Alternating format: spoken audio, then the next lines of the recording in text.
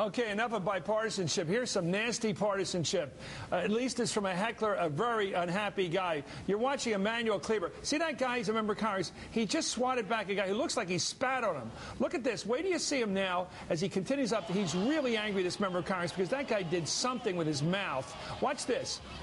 He's still angry at the guy. Watch his right hand now.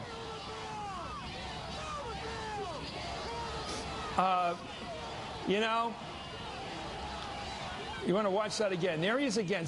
That guy did something to him right there. I think it was worse than yelling something nasty at him. He hit him on the side of the face with spittle or something, intentional or not. Chris Cillizza, I can only interpret that one of two ways. Either he actively spat on the guy, the member of Congress, which it looks like he may well have done, or he did what I guess mad comics used to call ball shaw, where your mouth just spittles while you're talking. What do you make of it?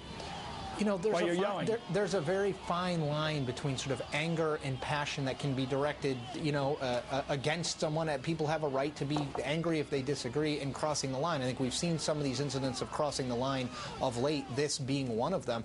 You know, it's a hard thing, Chris, because passion in politics is what both sides want. You know, they want their supporters to be both energetic for their side and energetic to go defeat the other side. That's what elections are about, getting your base out and voting. The problem is, at what point do you cross the line where that energy is both destructive to the general conversation, the body politic, and also dangerous to individuals? Yeah. It's just a very hard line to walk. You know, it's one thing to throw tomatoes at politicians like they did for the last 300 or 400 years, spitting on a guy. That's what they did to Adlai Stevenson in Dallas before Kennedy was shot.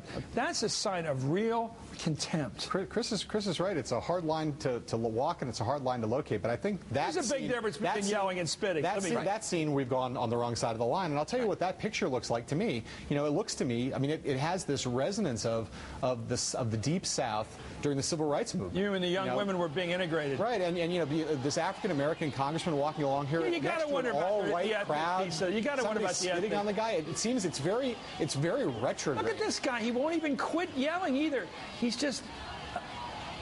Well, it looks like a scene from a different generation. It looks like a scene it's not what you think America is supposed to look like. You know, I just saw one of those pictures the other day, a woman down in Little Rock, Little Rock back in '57 when they were integrating Little Rock Central High School with that wicked look of anger. I mean, contorted face. Look at that guy. He won't stop. And he knows, this is where the chicken aspect of this is, he knows that guy can't do anything about it because he's a public figure. Yeah. He knows, Chris, that congressman has to just take it. Look.